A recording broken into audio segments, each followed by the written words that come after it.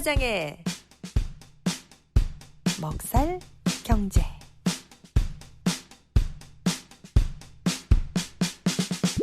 김 사장님, 오늘 준비하신 내용 알려주세요. 네, 미주 동포들의 먹고 살기 위한 경제 이야기, 먹살 경제 시간입니다. 지금 요새 파업 얘기 많이 나오고 있지 않습니까? 네. 미국이나 한국이나 뭐 중국도 마찬가지죠. 뭐 아우, 아이폰 공장 네. 파업이 심각하죠. 어떻고, 예. 네. 일이라는 것이 진짜 먹고 살기 위해서 일을 다니는 건데 그 일을 안 하겠다고 하는 것 또한 도저히 먹고 살 수가 없거나 좀 더 안전하게 살고 건강하게 살기 위해서 그런 일들을 하는 건데 오늘 파업 얘기를 한번 해보도록 하겠습니다. 우선 당장 우리 미주에 사는 우리들의 발등에 불이 떨어진 것이 철도 노조의 파업이에요. 자, 지금 철도 레일로드 유니온에서 네. 지금 파업을 할 것 같다는 그런 지금 보도가 계속 나오고 있는데 정확한 사실들을 한번 정리해 봤어요. 현재 여러 가지 철도 회사들 있지 않습니까? 뭐 우리 동네는 CSX가 있는데 12개 노조 한 10만 명 정도가 됩니다. 이 여러 가지 철도 회사들 있지 않습니까? 예. 네. 예, 여기에서 면 지금 굉장히 많네요. 예, 임금 인상, 근무 제도 개선, 그다음에 유급 휴가 또는 유급 병가 요거를 원하고 있어요. 지금 물가가 너무 많이 오르니까 임금 인상 요구는 뭐 거의 기본적인 거죠. 기본적인 거. 맞아요. 그다음에 근무제도 개선은 뭐냐면 어떤 경영자 한 분이 몇 년 전에 이제 뭐 이 철도는 이 철도 운행 계획 같은 게 잘 세워져야 됐습니까? 선로가 하나 두 개인데 기차가 거기에 잘 가야 되고 순서에 맞게 근무하는 분들도 배정을 잘 해야 되고 뭐 이래야 되잖아요. 그게 굉장히 중요하잖아요. 운항 스케줄, 항공기도 마찬가지지만 뭐 그런 거에 대해서 좀 어떤 혁신적인 일을 시행을 했는데 그 이후로 이 문제는 뭐냐면 이제 철도에서 일하시는 분들이 자꾸 대기도 해야 된대요. 쉬는 날인데 대기를 하게끔 법이 돼 있대요. 규정에. 어머. 예, 그래서 급하면 빨리 나와서 일하라 이거예요. 어머. 예, 예를 들어 뭐 철도가 어디가 복구해야 된다 그러면은 쉬는 중에도 갑자기 부르면 나가게끔 그렇게 된 거예요. 또 어떤 기차가 어디에서 어디까지 화물을 싣고 가야 되는데 뭐 또 한 기관사가 뭐 아파서 못 온다 그러면 다른 사람 대기하고 있던 사람 불러야 되니까 가장 심한 경우에는 일주일 내내 대기 상태로 언제든지 불리면 가야 되는 그러한 조건에 있는 사람들도 많답니다. 그래서 바로 그런 근무 제도를 개선해달라. 이것도 요구 조건이고 그 다음에 sick leave죠. 아플 때 유급 휴가를 가게 해달라 이거죠. 이게 굉장히 큰 요구사항이에요. 근데 지금껏 시크리브가 없었다는 게 1년에 7일간. 그래서 요 문제들이 지금 타결이 잘 안 되고 있기 때문에 지금 바이든 행정부에서 의회에다가 요구를 한 거예요. 빨리 중재안을 빨리 만들어 달라. 중재안. 중재안은 노조와 그 철도 회사들 사이에 타결을 반드시 하게끔 하는 그런 법안을 통과시키는 거죠. 이거는 그러니까 단순히 중재를 하는 게 아니라 법을 만들어 버리는 거예요. 왜냐하면 도저히 교섭이 지금 안 되고 있으니까. 지금 타결이 안 되면 12월 9일부터 철도 운항이 이제 중단돼요. 그러면 지금 미국의 전체 물류 있지 않습니까? 우리가 사용하는 물건들이라든가 음식이라든가 뭐 이런 것들의 30%를 지금 철도가 담당한대요. 어머. 그러면 철도가 서버리면 30%나 되는 엄청난 물량이 운송이 안 되는 거예요. 그러면 이제 대란이 일어나는 거죠. 그야말로. 그렇죠. 그러면은 이 언론에서 추산하는 거는 이렇게 되면 하루에 한 20억 불의 경제적인 손해. 타격이 온다 이거예요. 어머. 20억 불 규모의 손실이 온다는 겁니다. 그래서 오늘 중재 법안과 7일간의 유급병가 법안을 두 개로 나눠버렸어요. 하나 다 묶어버리면 부결될 가능성이 있을까봐. 근데 둘 다 하원을 다 통과했어요. 하나는 290대 뭐 그래요? 137로 통과하고 두 번째 7일 병가 법안은 270 몇 대 뭐 200 몇 이렇게 통과가 됐습니다. 그래도 공화당 의원들도 다 이건 통과를 했죠. 왜냐하면 타결을 해야 되니까 안 그러면 큰일 나기 때문에. 그래서 노조에서 요구하는 거는 24% 임금 인상. 그다음에 보너스 5,000불씩 달라 이거 1년에. 예, 그런데 그거를 2020년부터 소급 적용해달라. 그러니까 2020년 것도 달라 이거예요. 2020년, 2021년, 2022년 뭐 음. 이런 걸 달라는 겁니다. 그런데 뭐 철도 회사 측, 관리자 측에서는 뭐 힘들다. 뭐 이렇게 얘기하고 있는 상태죠. 그래서 지금 난항이 예상되긴 하는데 정치권에서 역시 심각하게 움직이고 있습니다. 그렇군요. 버니 샌더스 의원 같은 경우는 야 철도 회사들이 지금 돈 엄청나게 벌고 몇십억 불로 어디에 투자하고 막 그러는데 그 철도 노동자들이 달라고 하는 돈 그걸 안 주냐 하고 버니 샌더스 지금 민주당과 바이든 대통령의 이 중재 법안 너무 약하다. 그래서 버니 샌더스 의원 같은 경우는 자체를 공격하고 있습니다. 쉽게 얘기해서 지금 어렵게 살고 있는 사람들 돈을 좀 더 올려줄 거냐 뭐 이거거든요. 결국에는 또 대기업들은 못 올려주겠다는 거고 그런 내용입니다. 또 하나 파업 소식이 있습니다. 캘리포니아의 유니버스 시스템 있지 않습니까? 유명하죠. 네. 유니버스 캘리포니아, UCLA, UC 네. 샌디에고, 뭐 유명하죠. UC 버클리. 네. 이 이제 대학 체계가 굉장히 큰데 거의 이 여기에 교직원이라고 해야 되죠. 그러니까 교수 이런 분들 말고 조교, 포닥이라고 그러죠. 포닥, 포스트 닥터, 네네네. 박사학위를 받고 나서 아직 뭐 어떻게 임용이 되지 않거나 아직 다른 기업체에 가지 않고 학교에 머물면서 연구 활동 도와주고 또 강의 도와주고 하면서 계속 있는 분들 많지 않습니까? 네. 포닥이라고 그러죠. 우리 한국 분들도 포닥으로 많이 와 계시죠. 맞아요. 이런 분들, 그다음에 대학원생들 뭐 티칭 어시스턴트, 뭐 리서치 어시스턴트, 뭐 연구 보조, 뭐 강의 보조, 뭐 이런 하시는 분들도 많이 있잖아요. 또 학생 네. 또 학교 내 일들 뭐 도와주고 하면서 좀 수입을 올려서 생활비로 하거나 학비를 대거나 하는 분들 많잖아요. 이런 분들을 이제 아카데믹 워커라고 그래요. 학교에서 일하는 노동자분들이죠. 이분들은 뭐 우리가 볼 때는 학력이 높은 분들이잖아요. 박사급, 석사급 아닙니까? 그리고 뭐 맞아요. 우리가 예상컨대는 나중에 교수로. 뭐 교수도 되고 뭐 기업체 간부도 되고 뭐 이럴 분들로 생각하고 있지 않습니까? 그렇지만 현재 자체는 이 환경이 굉장히 열악한 거죠. 사는 게. 그렇죠. 특히 캘리포니아는 물가가 비싸니까. 맞습니다. 맞아요. UC 버클리의 한 분은 엄청나지. 포닥 맞아요. 심해요. 연봉이 5만 6천 불부터 시작한대요. 포닥 연봉이. 오. 그런데 그 샌프란시스코 못 살아, UCSF 못 살아. 아우.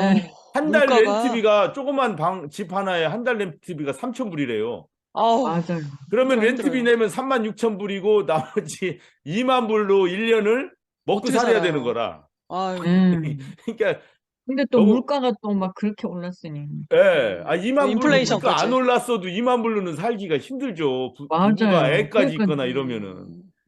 그러니까 정말 이분들 들고 일어나지 않을 수도 없는 것 같아요. 그러네요. 가만히 보니까. 그래서 그러네요. 이분들은 뭘 요구했냐면 뭐 당연히 임금 인상 요구하고 그래서 20% 이상 임금이 다 관철이 됐어요. 다행이다. 예. 노조 용어로는 쟁취가 된 거고 우리 보통 언론의 용어로는 타결이 됐다. 뭐 이렇게 두 가지로 표현을 하겠습니다.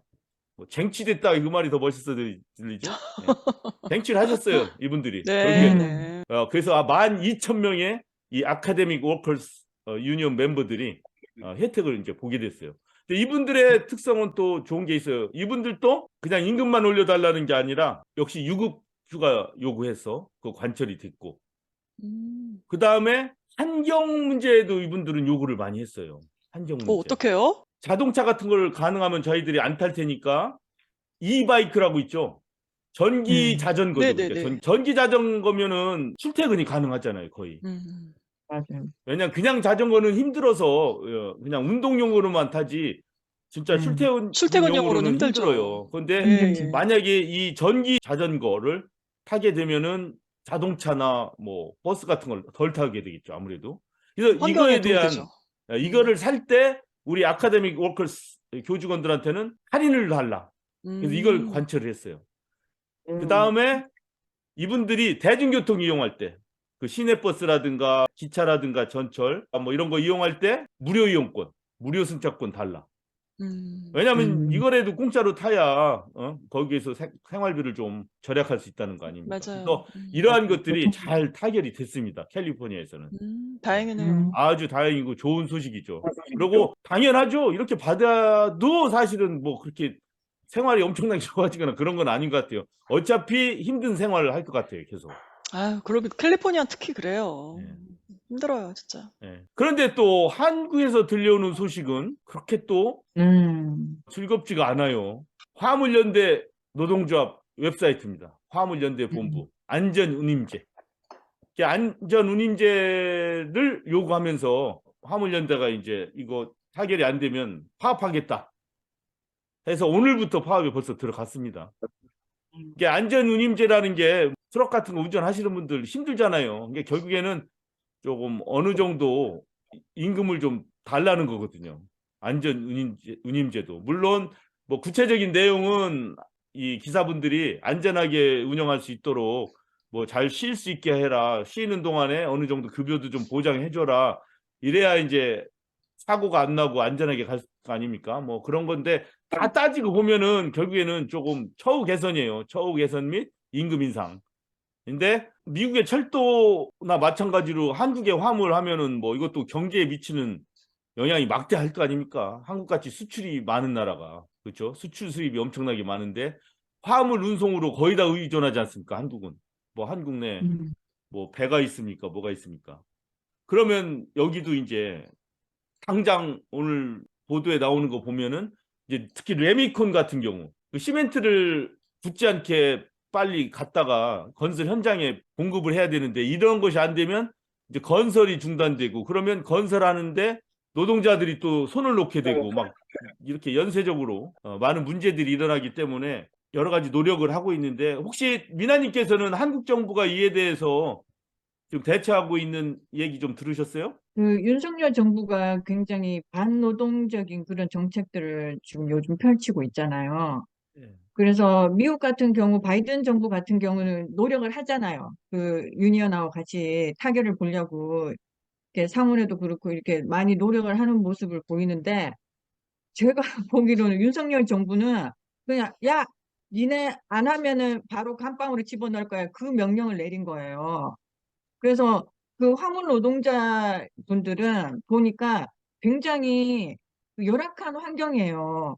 그 어떤 노동자분의 그 수입을, 한 달 수입을 제가 봤는데 하여튼 이것저것 다 빼고 나니까 160만 원이에요. 한 달에 한 160만 원. 달에. 예. 와. 그러니까 그걸 그 처우 개선 요구를 안 할 수가 없겠더라고요. 근데 그 중간 그렇죠.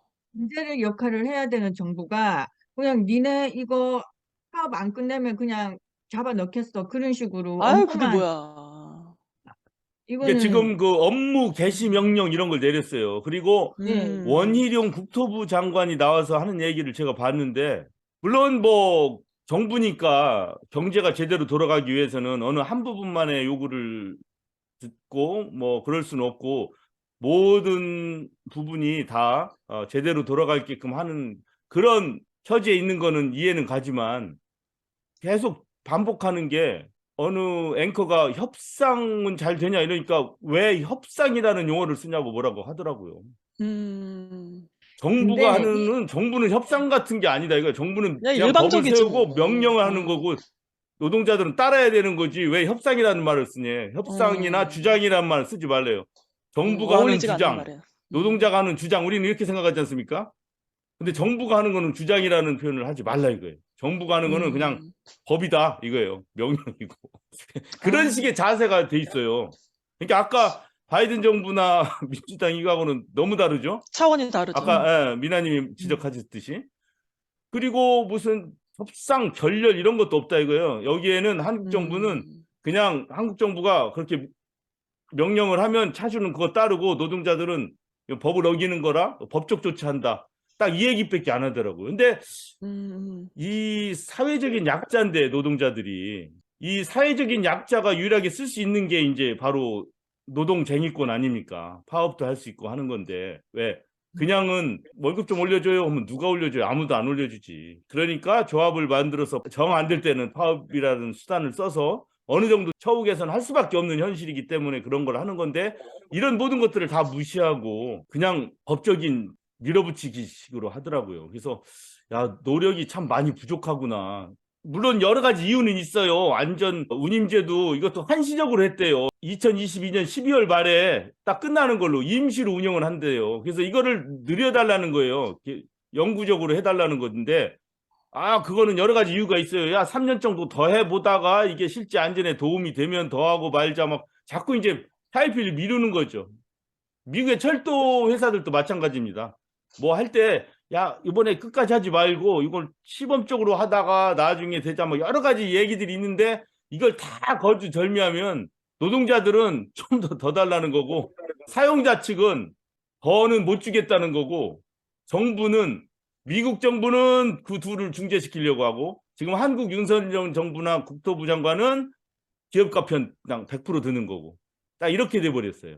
합의를 통하고 하는 것들은 힘들겠어요. 왜냐하면 원희룡 장관도 얘기하는 게 법을 자꾸 들먹이는데 정당한 사유가 없을 때는 정부에서 내리는 업무 개시 명령을 따라야 된다래요. 그러면 자꾸 정당한 사유가 없을 때는 얘기를 계속 정당하다는 하더라고요. 기준이 뭐냐고요. 근데 내 생각에는 이거 굉장히 정당한 사유거든요. 못 살겠어서 너무 힘들어서 그리고 사고 많이 나고 급여가 너무 적어서 올려달라는 게 이게 정당한 사유 아닌가? 저는 개인적으로 그렇게 그러니까 생각했습니다. 뭐가 더 정당해야 되냐고. 그래서 참. 예, 아유 정말. 예, 우리 저 미주 내에서도 이 방송을 들으면 사실 이렇게 파업이나 이런 것들이 분규가 일어나면 우리들도 불안한 건 사실은 마찬가지예요. 그 해당 노조의 가족이 아닌 경우에는 다들 아이고 좀 불편하겠구나, 조금 차질이 생기겠구나 이런 거는 다 느끼긴 느껴요. 그렇지만 그럼요. 예, 이 파업하시는 분들 오죽하면 파업하시겠어요. 그분들이라고 뭐 투쟁가 부르고 뭐 밤샘 농성하고 이걸 좋아하겠어요. 절대 안 그럼요. 좋아하지. 네. 예. 그분들도 따뜻하게 가족들이랑 같이 하하 웃으면서 애들 키우고 행복한 삶을 살고자 하시는 분들인데 여기까지 가는 거거든요, 지금. 그래서 이런 것들을 우리 서로 이해해 줘야 되지 않나. 그리고 우리들은 당연히 국토부 장관이나 대통령이 가까운 게 아니라 우리는 그 노동자분들하고 가까운 것 같아요. 제 삶이나 아는 사람도 그쪽에 훨씬 많은 것 같아요, 노동자들이. 네. 국회의원이나 대통령보다는. 그렇죠. 우리 다 같은 노동자 가족입니다. 그래서 예, 하여튼 이 파업, 세 가지 파업에 대해서 한번 생각을 해보는 그런 시간을 한번 가져봤습니다. 네, 잘 들었습니다.